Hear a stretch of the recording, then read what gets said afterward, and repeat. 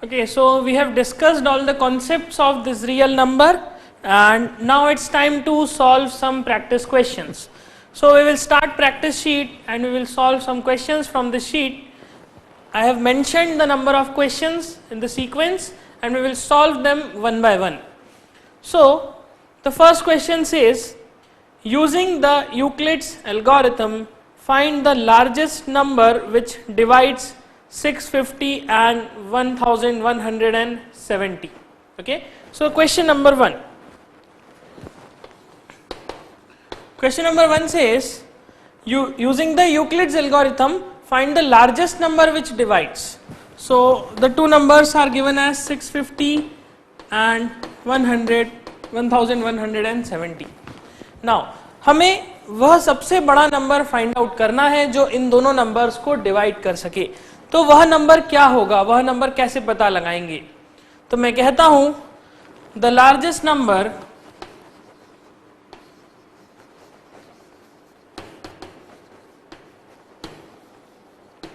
which will divide 650 and 1170 will be the HCF of 650 and 1170. Okay. हमें सबसे बड़ा वह नंबर डिटरमाइन करना है जो कि 650 और 1170 को डिवाइड कर सके, मतलब हमें हाईएस्ट कॉमन फैक्टर डिटरमाइन करना है. In the concept lectures I have told you what is meant by HCF. HCF एक वह सबसे बड़ा नंबर होता है जो कि दोनों गिवन नंबर्स को डिवाइड कर सके. सो इन ऑल ये क्वेश्चन हमें सिर्फ इतना कह रहा है that determine the HCF of 650 and 1170 using the Euclid's algorithm. This is what this question says in simple language. Okay, so let's use the Euclid's algorithm. Euclid's algorithm says you need to perform long division. So how will I perform the long division? I will divide the larger number by the smaller number. Now which is the larger number? 1170. So I will divide 1170 by 650. So I will say it will cancel out one time. Okay, this will get cancelled one time. So 650 ones are 650. Now when you subtract this, it will give you 520. Okay, this will give you 520. So what I can see, the division is not completed here. In the remainder, I have a non-zero value.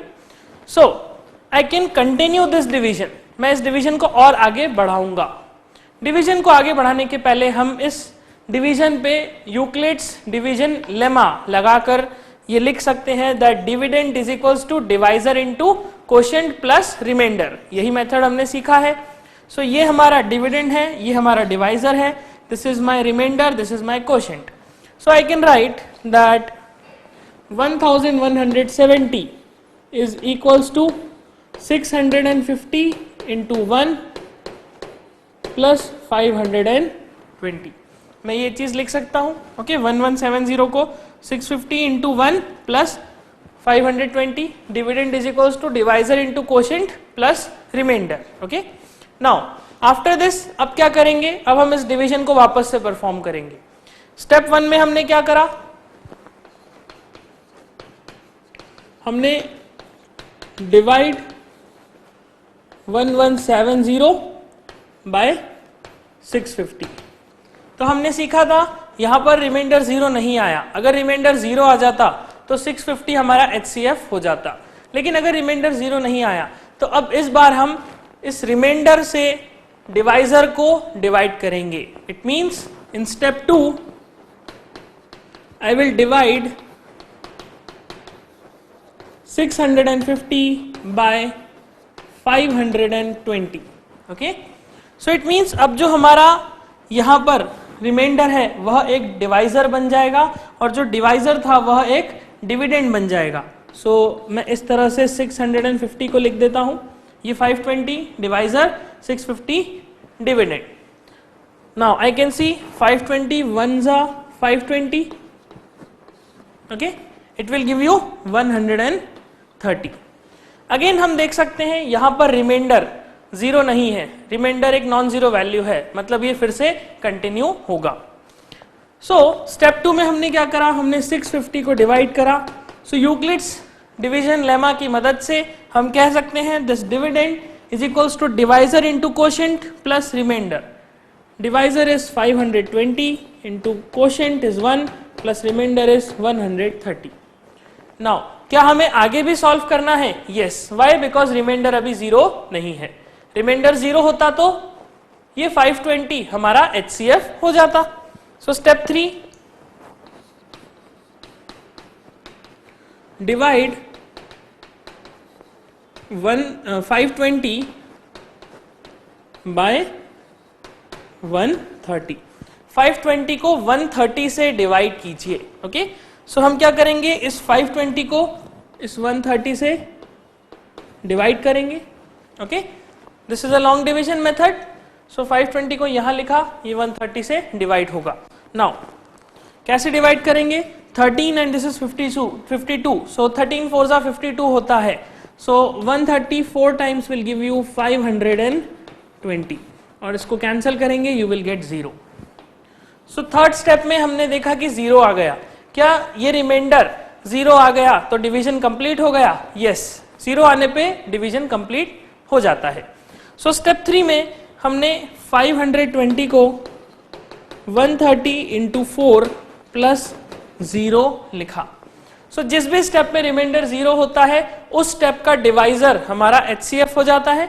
So I can see इस step में reminder 0 आ रहा है तो इस step का divisor मतलब 130 ये हमारा HCF हो जाएगा. So I will say HCF will be HCF of 650 and 1170 is 130. Okay, now खास बात क्या है, अगर 1170 और 650 का HCF 130 आ रहा है, सो सेकेंड स्टेप में 650 है और 520 है, तो हम देखेंगे HCF of 650 and 520 is also 130 and third step में 520 and 130. So HCF of 520 and 130 ये भी कितना आता है? 130. ओके, यही थ्योरम हमने पढ़ी थी. Okay, this is the complete solution. So HCF आ गया. सो हम कहेंगे 130 is the largest number which can divide 650 and 1170. मतलब 130 से बड़ा ऐसा कोई नंबर एग्जिस्ट नहीं करता जो कि दोनों को एक साथ डिवाइड कर सके. ओके, इंडिविजुअल डिवीजन की हम बात नहीं कर रहे, साथ में डिवाइड करें, मतलब इसको भी डिवाइड करें और इसको भी डिवाइड करें. Okay, so this is the solution for first question from the practice sheet. Okay, let us now solve the second question. Second question says, using the division algorithm, find the largest number which divides the three numbers 120, 224 and 256. Okay, so in this question, this time we have three numbers, not two numbers. We know how to solve the question for two numbers. We know how to determine the largest number which can divide two numbers, but now we have three numbers. अब हमें तीन numbers पे वही concept को apply करना है using the division algorithm. So let us understand how to apply this division algorithm if we have three numbers. The three numbers given are 120, 224 and 256. Okay, so 120, 224 and 256. Okay. Now, how will we solve this? हम इसे solve कैसे करें, हम largest number कैसे determine करें जो कि तीनों को divide कर रहा हो. एक तो तरीका है कि आप तीनों का HCF निकाल लीजिए. Okay, normal prime factorization method से HCF निकाल लीजिए और फिर हम लार्जेस्ट नंबर डिटरमाइन कर पाएंगे. लेकिन हमें कहा गया है कि यूक्लिड्स डिवीजन एल्गोरिथम ही अप्लाई कीजिए, उसी से आपको लार्जेस्ट नंबर निकालना है. सो हम क्या करेंगे, हम यूक्लिड्स डिवीजन एल्गोरिथम सबसे पहले लेट अस से फर्स्ट टू नंबर्स पे अप्लाई करेंगे. ओके, फर्स्ट टू नंबर्स के ऊपर हम यूक्लिड डिवीजन एल्गोरिथम अप्लाई करेंगे और इसके रिजल्ट को थर्ड नंबर के साथ यूज करेंगे और फिर से यूक्लिड डिवीजन एल्गोरिथम अप्लाई करेंगे। Let us understand how to solve this. हमें क्या करना है उसे हम समझते हैं। I will apply division algorithm on 120 and 224। So step 1 क्या होगा, लार्जेस्ट नंबर को स्मॉलर नंबर से डिवाइड करना है। सो स्टेप 1 में हम divide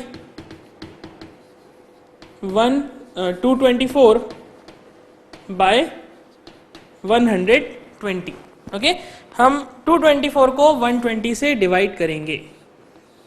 this is 224, this is 120। So now 120 into 2 will be 240, लेकिन यहाँ पे 224 है, so it will go 1 times.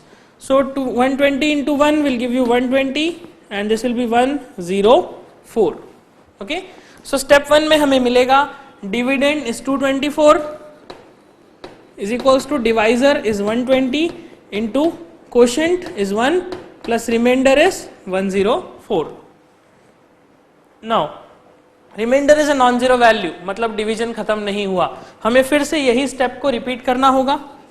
So step 2, अब हम क्या करेंगे, अब हम इस 104 को एज अ डिवाइजर ट्रीट करेंगे और इस 120 को एज अ डिविडेंड। सो हम डिवाइड करेंगे, डिवाइड 120 बाय 104। हम 120 को 104 से डिवाइड करेंगे। So this is 120। Now how many times it will go? 104, 1 times 104. Okay, so this will subtract and this will give you 16. Okay, this will give you 16. So what I can see in the second step also the division is incomplete. It means हम इसे further continue करेंगे। Second step में हम Euclid's division lemma की मदद से लिख सकते हैं that 120 is equals to 104 into 1 plus 16. Okay, 104 into 1 is 104 plus 16, it will give you 120. Now again I will apply the same algorithm. What I will do, I will divide 104 by 16. Okay, so in step 3 divide 104 by 16. This time we will divide it by 16. So this is 104. Okay, now this is 16, this is 104. So 16 5s are, it is 90. Okay, 16 into 5 is 90, then 16 into 6, sorry 16 5s are 80, 16 into 6 is 96 and 16 into 7, जब हम 16 into 7 करेंगे it will give you 112. So definitely हमें 16 into 6 करना पड़ेगा, that is 16 6s are 96. Okay, 16 6s are 96, subtract करेंगे it will give you 8. Again non zero remainder, so यहाँ पर हम लिखेंगे 104 is equals to 16 into 6 plus 8. So non zero remainder, again हम इसी स्टेप को रिपीट करेंगे। Now this time I will divide this 16 by 8. So in step 4 what I will do, I will divide 16 by 8. So I will divide this 16 by 8, then 8 2s are, it will give you 16 and minus this is 0. So the remainder comes out to be 0. It means हमें यहाँ पर इसे hold कर देना है, यहाँ पर division complete हो जाता है। So हम कहेंगे स्टेप 4 में आता है 16 is equals to 8 into 2 plus 0. Now जिस स्टेप में रिमाइंडर 0 होता है उस स्टेप का डिवाइजर हमारा HCF होता है। So I can see in this step 8 is the divisor, so I will say the HCF of 120 and 224 is equals to 8. HCF of 120 and 224 कितना है, 8 है। So हमें HCF मिल गया 8. Okay, now अब ये जो HCF हमने निकाला, ये HCF वह सबसे बड़ा नंबर है जो कि 120 और 224 को डिवाइड कर सके। Okay, what I mean to say is that this 8 is the largest possible number which can divide this 120 as well as this 224. Okay, it should divide both the numbers. Now, but I need to find that number which can divide this 256, 224 and 120 all. I need to find that largest number. So what I will do is, after I get the HCF of 120 and 224, I will apply. We will now determine the HCF of 8 and the last number is 256. Okay, try to understand the concept. क्या कहा मैंने? इनका जो HCF आ रहा है, इनका HCF मतलब एक ऐसा नंबर जो कि दोनों को डिवाइड कर सकता है, एक ऐसा सबसे बड़ा नंबर. अगर उस सबसे बड़े नंबर के साथ मैं इस बचे हुए 256 का भी HCF निकाल लूं, मतलब मैं एक ऐसा नंबर निकाल लूं जो कि 8 और 256 दोनों को डिवाइड कर सके, ऐसा सबसे बड़ा नंबर जो 8 और 256 दोनों को डिवाइड कर सके, तो मैं कहूंगा कि that number will divide all the three numbers. Okay, that number will be the largest number that will divide all the three numbers. Okay, so now we will calculate the HCF of 8 and 256. Again we will apply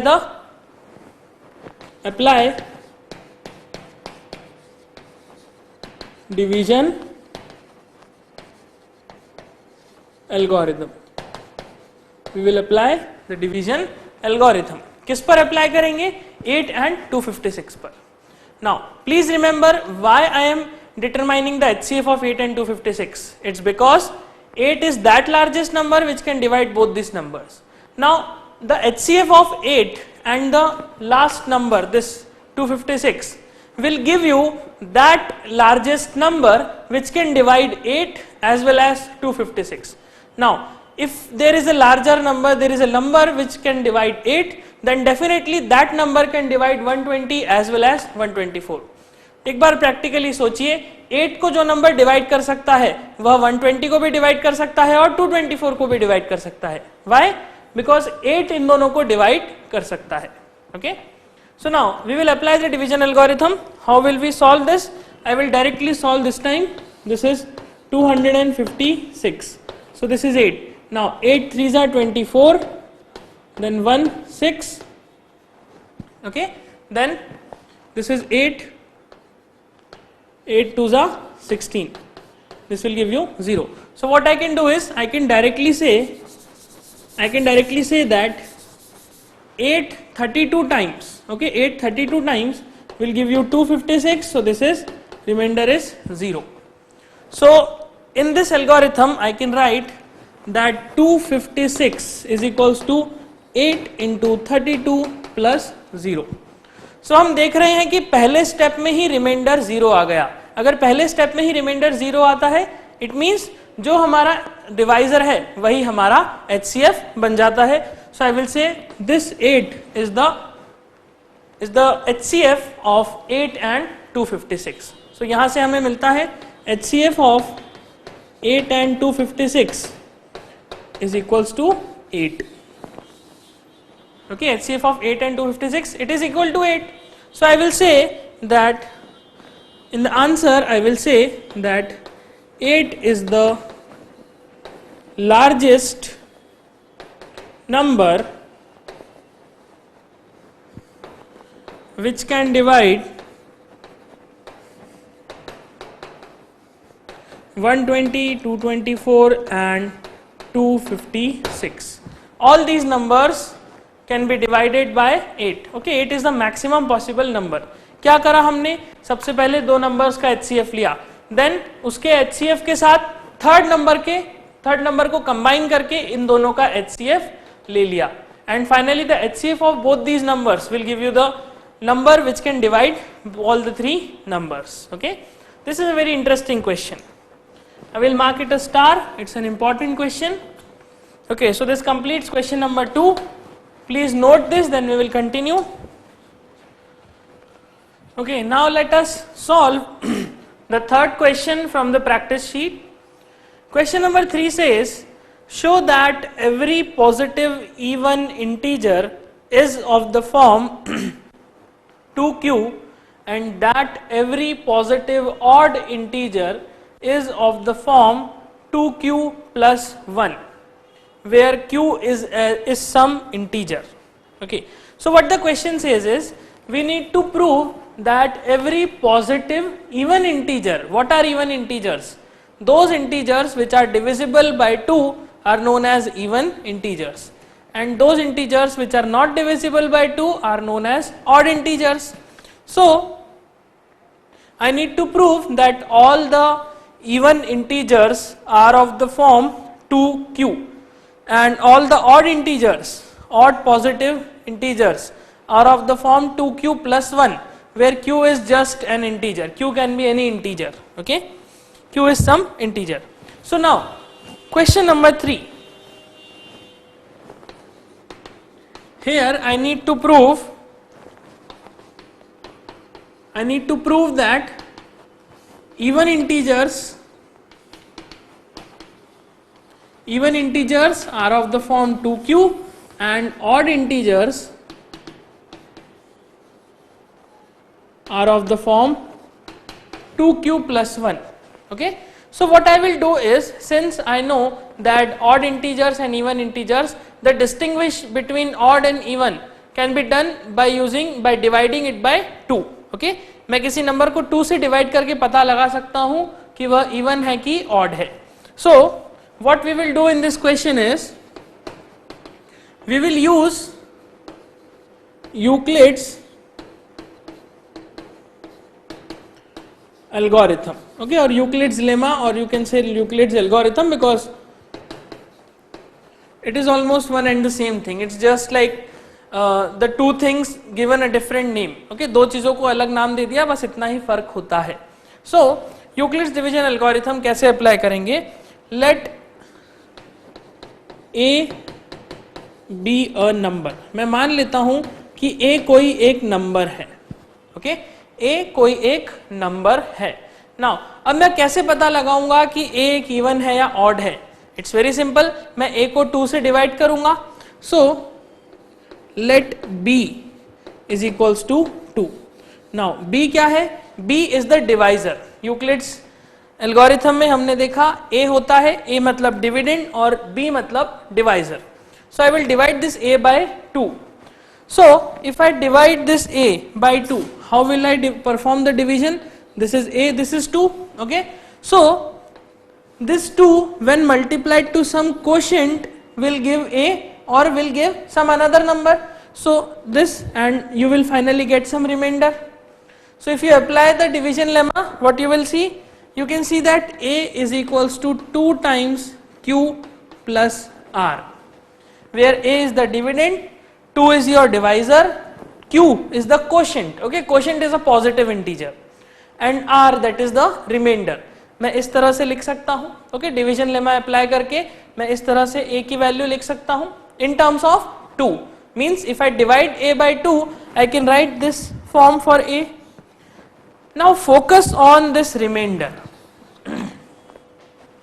Focus on this remainder. This remainder is r. Now ये reminder कब आ रहा है? जब मैं a को 2 से divide कर रहा हूं. जब मैं किसी नंबर को 2 से डिवाइड करता हूं तो क्या क्या पॉसिबल रिमाइंडर्स आ सकते हैं? आई विल से when a number is divided by 2, then the possible remainders are, क्या क्या रिमाइंडर्स पॉसिबल हैं? 0 एंड 1. सिर्फ और सिर्फ दो तरह के रिमाइंडर आ सकते हैं किसी नंबर को 2 से डिवाइड करने पे. कौन से? एक 0 और एक 1. ओके, नाउ हम देखते हैं 0 और 1 में से 0 एक इवन इंटीजर है और 1 एक ऑड इंटीजर है. ओके, 0 कैसा नंबर है? एक इवन इंटीजर है, बिकॉज 0 को मैं 2 से डिवाइड करूंगा ये कंप्लीटली डिवाइड हो जाएगा. 1 एक ऑड नंबर है, 1 को मैं 2 से डिवाइड करूंगा, ये कंप्लीटली डिवाइड नहीं होगा। Okay, now observe the representation of a. A को मैंने a is equals to 2q plus r के फॉर्म में लिखा है, जहां पर हम कहेंगे that this r can be 0 और 1। r के सिर्फ और सिर्फ दो ही पॉसिबल वैल्यूज हैं, कौन सी, 0 और 1। इट मीन्स a की वैल्यू या तो 2q प्लस 0 होगी और a की वैल्यू 2q प्लस 1 होगी। क्या a की इसके अलावा कोई वैल्यू हो सकती है? नहीं। क्यों? क्योंकि मैंने डिवाइड a को 2 से किया है, तो 2 से डिवाइड करने पे या तो 0 ऐड होगा या फिर 1 ऐड होगा, बस। इसके अलावा 2 नहीं होगा, 3 नहीं होगा, 4 नहीं होगा, कुछ भी नहीं होगा। ओके, क्योंकि रिमाइंडर हमेशा डिवाइजर से छोटा होता है। सो हम कहेंगे a या तो ऐसे लिखे जाएगा या फिर ऐसा लिखा जाएगा। नाउ अगर मैं बात करूं 2q की, व्हाट डू यू थिंक, ये 2q क्या नंबर है? क्या ये एक इवन नंबर है? क्या ये एक ऑड नंबर है? अगर मैं 2q को 2 से डिवाइड करता हूं, so I will get q। Now q is what? q is an integer. क्यों इंटीजर? बिकॉज हम q को कहां से ऑब्टेन कर रहे हैं? इस डिवीजन से। डिवीजन में जो कोशेंट होता है वो क्या होता है? वो हमेशा एक इंटीजर होता है। ओके, जब तक हम डेसिमल में यूज नहीं कर रहे, जब तक हम डेसिमल को इंट्रोड्यूस नहीं कर रहे, तब तक कोशेंट एक इंटीजर होता है। तो हम कहेंगे इस डिवीजन में भी जो कोशेंट आ रहा है, this quotient is an integer. So हम बात करते हैं इस 2q की। 2q को जब 2 से डिवाइड करा जाता है, it will give you q। q is an integer. So what does this mean? It implies, now this statement, it implies that 2q is completely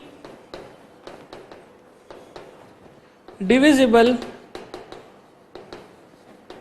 by 2. 2q is completely divisible by 2. Only in that case I will get this q as an integer. Okay, अगर 2q divisible नहीं होता, let us say 2q की value 3 होती, तो क्या q एक integer आ पाता? नहीं आ पाता। ओके, या फिर 5 होती, या फिर 7 होती, या 11, 13 होती, या 17 होती, या 23 होती। क्योंकि 2q अगर 23 या इस तरह का कोई नंबर होता है तो हम उसे 2 से पूरी तरह से डिवाइड नहीं कर सकते। हम 2q को अगर 2 से पूरी तरह डिवाइड कर पा रहे हैं, ओके, बिकॉज q क्या है? q अपने आप में एक इंटीजर है। सो 2q is completely divisible by 2। अगर 2q is completely divisible by 2, I can again imply that 2q is an even number. Okay? अगर 2q 2 से पूरी तरह डिवाइड हो जाता है तो हम कहेंगे 2q क्या है? एक इवन नंबर है। Okay, 2q is an even number. Now तो a का रिप्रेजेंटेशन 2q प्लस 0 और 2q प्लस 1 में, 2q एक इवन नंबर है, 0 भी एक इवन नंबर है। So even number plus even number क्या होता है? Even number plus even number is even number. Okay, इस रिलेशन को हम लिखते हैं the concept. Please note this concept in your notebook. Concept is even number plus even number will give you even number. Okay, odd number plus odd number will give you again even number. Okay, not, it's not like कि odd number देगा। Now फिर even number plus odd number will give you odd number. ऐसा क्यों? Even मतलब let us से 2 और अगला even मतलब लेट अस से 4, तो 2 प्लस 4 करा तो 6 आया, 6 भी एक इवन नंबर है। Odd plus odd let us से 3 प्लस 5, 3 और 5 दोनों ऑड हैं, 3 प्लस 5 मिलके 8 बनता है, तो 8 क्या है? एक इवन नंबर है। ओके, मैं यहां पर एग्जांपल्स भी लिख देता हूं। इवन प्लस इवन मतलब 2 प्लस 4, ओके, और ये बनाएगा 6। ऑड प्लस ऑड मतलब 3 प्लस 5, ये बनाएगा 8। इवन प्लस ऑड मतलब 4 प्लस 5 मतलब ये बनाएगा 9। तो इवन प्लस ऑड कितना होता है? ऑड होता है। So what I can see is, okay, what I can see is 2q plus 0 मतलब इवन प्लस इवन। अगर 2q में मैं 0 ऐड करता हूं तो इवन प्लस इवन होगा, तो a कैसा होगा? ओके, a कैसा होगा? 2q plus 0 is even plus even means a भी होगा even. Okay, what we can say is, since 2q and 0 both are even, so A is equals to 2q plus 0 is also even. Okay, 2q plus 0 क्या होगा? even. So यहां से हमें conclusion निकलता है कि A is equals to 2q represents even number. Okay, A is equals to 2q represent करता है even number. Now observe the second case. This 2q is an even number, this 1 is an odd number. So हमने देखा even plus odd करते हैं तो क्या आता है? odd number. तो हम कहेंगे since 2q is even while 1 is odd, so A is equals to 2q plus 1 is also odd. Okay, क्योंकि 2q एक इवन है, 1 एक ऑड नंबर है, तो A is equals to 2q plus 1 क्या होगा? एक ऑड नंबर होगा. तो हम कह सकते हैं A is equals to 2q plus 1 represents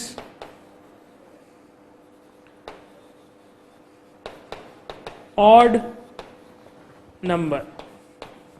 Okay, A is equals to 2q plus 1 क्या रिप्रेजेंट करता है? एक ऑड नंबर को रिप्रेजेंट करता है. सो Q का वैल्यू कुछ भी हो सकता है, Q कोई भी इंटीजर हो सकता है. तो Q का कुछ भी वैल्यू मैं यहां पर डालूं, A हमेशा एक इवन नंबर बनेगा. तो हम कहेंगे कि ये 2Q रिप्रेजेंट करता है सारे इवन नंबर्स को. सिमिलरली यहां पर भी Q का वैल्यू कुछ भी डाला जाए, ये हमेशा एक ऑड नंबर होगा, बिकॉज ये इवन है, ये ऑड है. तो यहां पर हम कहेंगे कि 2q plus 1 रिप्रेजेंट करता है सारे पॉसिबल ऑड नंबर्स को. Okay, so in this way we need to solve the third question. This concept is very very important. ये कंसेप्ट बहुत इंपॉर्टेंट है, इसे नोट कर लीजिए और समझ लीजिए. It's very easy to understand. मैंने 3 एग्जाम्पल्स लिख दिए हैं. So this completes question number 3. इसे नोट करिए, फिर हम कंटिन्यू करेंगे.